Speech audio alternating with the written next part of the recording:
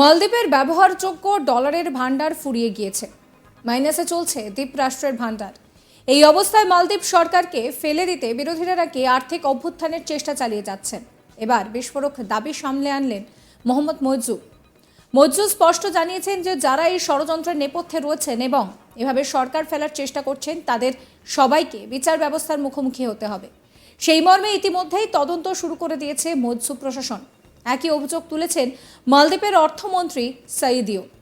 তার দাবি দ্বীপরাষ্ট্রের আর্থিক অবস্থাকে ব্যাহত করার জন্য নির্দিষ্ট কিছু ব্যক্তি ইচ্ছাকৃতভাবে চেষ্টা চালিয়ে যাচ্ছেন।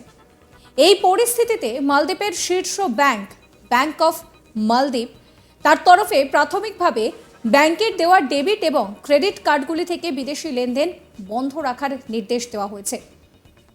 দেশের শীর্ষ ব্যাংক এমন পদক্ষেপের পর দেশের জনগণের মধ্যে আশঙ্কা ছড়িয়ে পড়ে।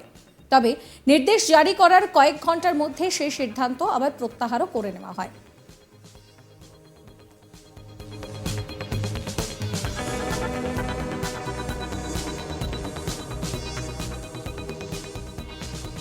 ব্যবহারযোগ্য ডলারের ভান্ডার ফুরোনোর রিপোর্ট প্রকাশের কয়েকদিন পর মালদ্বীপের মুদ্রা তার কার্ডের সঙ্গে ডলারের লেনদেন বন্ধ করে দেওয়া হয়।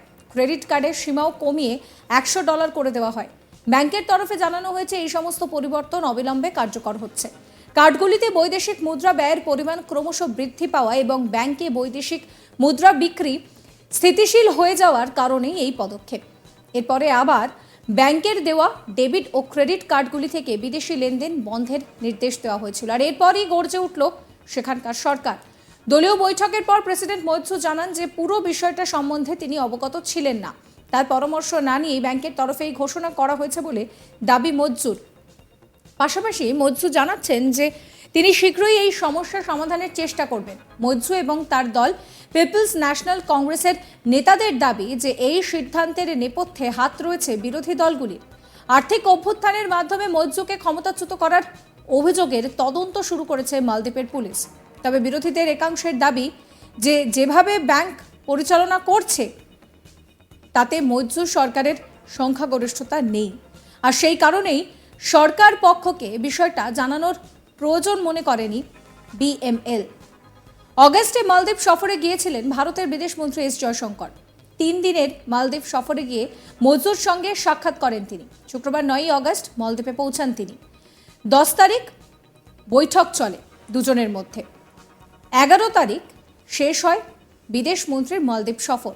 শনিবার দুই রাষ্ট্রনেতার মধ্যে একাধিক বিষয় নিয়ে আলোচনা হয়। প্রেসিডেন্ট মইজুর সঙ্গে সাক্ষাৎ নিয়ে নিজের এক্স হ্যান্ডেলে পোস্ট করেন জয়শঙ্কর। তিনি লেখেন যে প্রেসিডেন্ট মোহাম্মদ মইজুর সঙ্গে সাক্ষাৎ হয়েছে, প্রধানমন্ত্রীর শুভেচ্ছা বার্তা জানিয়েছি। দুদেশের জনগণ ও সমগ্র অঞ্চলের উন্নতির জন্য ভারত ও মালদ্বীপের সম্পর্ক আরও মজবুত করতে আমরা অঙ্গীকারবদ্ধ।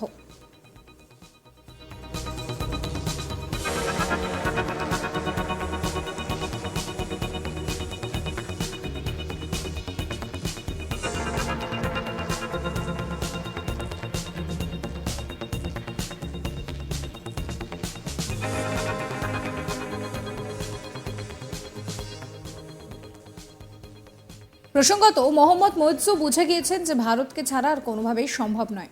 তাই এখন রীতিমতন ভারতের গুণগান গাইছেন তিনি। মালদ্বীপে উড়ছে ভারতের পাঠানো ডর্নিয়ার বিমান এবং হেলিকপ্টার।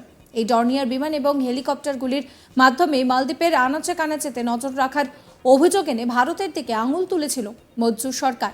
সম্প্রতি ভারতে রোড শো শুরু করেন মালদ্বীপের পর্যটন মন্ত্রী ইব্রাহিম ফৈজল। ওয়েলকাম ইন্ডিয়া নামে ওই উদ্যোগের মূল উদ্দেশ্য মালদ্বীপ থেকে মুখ ফেরানো ভারতীয় পর্যটকদের আবার মালদ্বীপমুখী করা।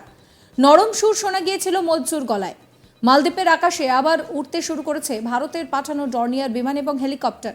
ডর্নিয়ার এয়ার অ্যাম্বুলেন্স দিয়ে ইতিমধ্যেই রোগীদের শুশ্রূষা এবং এক জায়গা থেকে অন্য জায়গায় নিয়ে যাওয়ার কাজ চালু হয়েছে।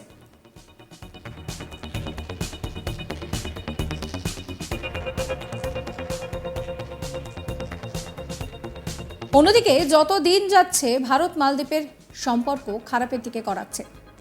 তবু জেদ ছেড়ে সম্প্রতি সুর নরম করেছে মইজু।